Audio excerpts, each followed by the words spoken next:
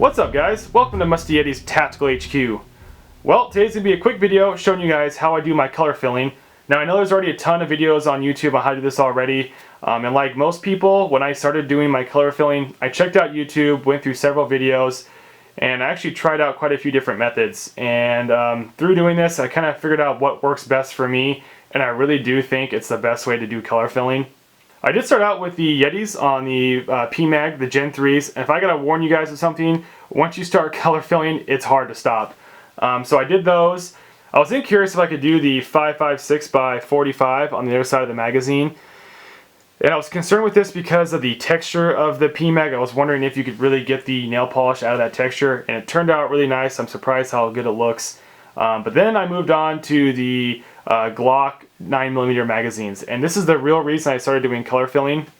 So I own a Glock 23 that I bought a 9mm conversion barrel for. So now I have both Glock 9mm and 40 cal magazines. So I need some way to visually separate out the two magazines. Now I have seen somebody on YouTube do this as well, but they color filled all of the magazines. They're 357, they're 40, and they're 9. I'm going to do just the 9mm because if I'm going through my drawer grabbing magazines, I'm stressed out, I'm freaked out.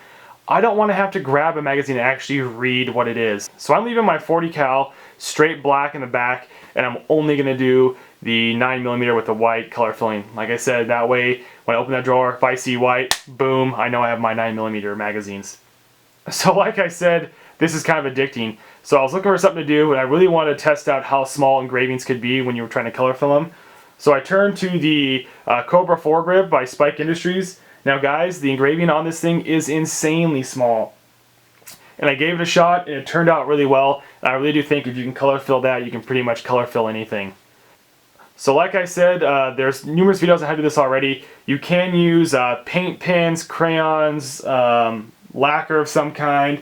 I'm actually going to use a nail polish that is a paint lacquer nail polish, so it's kind of the best of both worlds. But what most people seem to do on YouTube is they apply the nail polish, they leave this just huge puddle, this lake of nail polish on top of where their engravings are, and then they have to go through and either remove it with an X-Acto knife, or they spend extra time applying more nail polish remover than what they need to get down to this look here. I have tried the X-Acto knife approach. You can see there's paint on that. I didn't like that because I actually did catch the magazine a couple times and took off some material of the magazine. And I'm pretty careful guys, I wasn't being sloppy, so that's why I don't like this, because you run the risk of doing that. So I kind of took all the videos on YouTube and kind of melded them together to come up with a process that I really do think works best. So let me go ahead and change things up here, and we'll get started with the next step.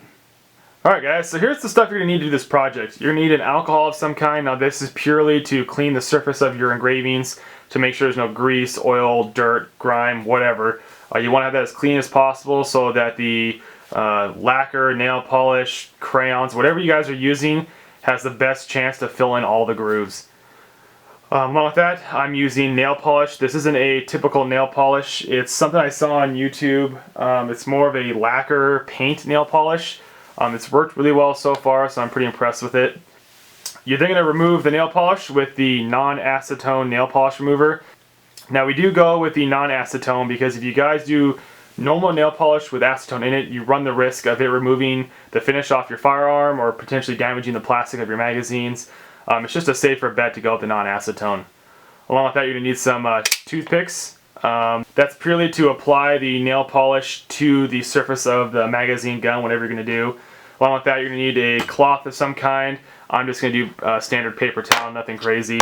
And I'm also going to use a piece of cardboard to set the magazine on and also apply the nail polish to it and then transfer it to the magazine. So let me get set up again and we'll continue on.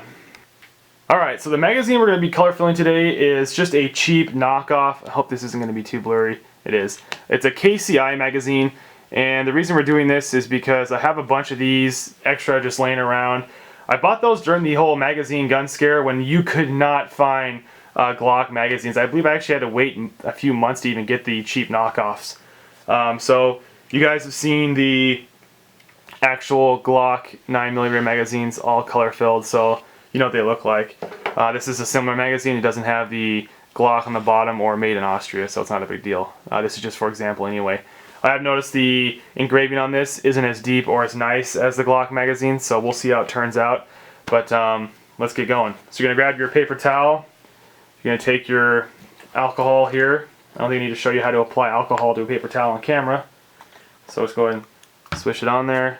Gonna just apply it, get in all the grooves, make sure you should be pretty clean. I didn't use them all that much because the Glock magazines showed up shortly after. I got a little bit of dirt off of it. So just make sure it's all clean. That's pretty much it for that step. You're going to want to wait and let this completely dry. You don't want to apply any nail polish while there's still alcohol on the surface of the magazine or the gun. So give it a few minutes and then we'll come back and we'll go on to the actual color filling. Alright, so here we go for the next step. So again, we have our nail polish here and we have a few toothpicks. We're going to move this off to the side. And what I do here is I just take my nail polish and I just add a little bit to the cardboard, a little puddle there so I can transfer it over. That's pretty much it for that. And this stuff dries pretty quick, guys, so you want to be fast when you apply the nail polish to the magazine. So I'm just going to turn this a little bit so I have a little bit better view of it for myself. And I'm just going to take this here, just going to apply it in here. If you guys want, you can kind of, you know, poke the nail polish in. I just let it fill in on its own. You can add a lot of nail polish here, guys, because you're just going to remove it anyway. I can tell you just from applying this, I can tell that this engraving on this KCI magazine is nice. So I'm just going to do a few circles, make sure it's filling in all those edges. And I think that's about it. Alright, so here's where most people would just keep adding more nail polish and let it sit, but then you gotta worry about taking off all this material, all this nail polish. So what I do is I just take the clean side of my toothpick here, and I just kind of do that process ahead of time while it's wet. Now I keep the toothpick flat, so I don't go into any of those grooves. I just keep removing until I have it pretty much gone. And like I said, this makes, I'm gonna grab a fresh toothpick here.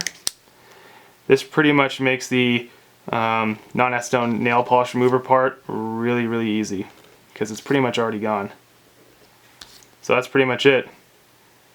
So like I said, you want to keep it flat. You definitely don't want to run the risk of putting your toothpick in the groove of the engraving.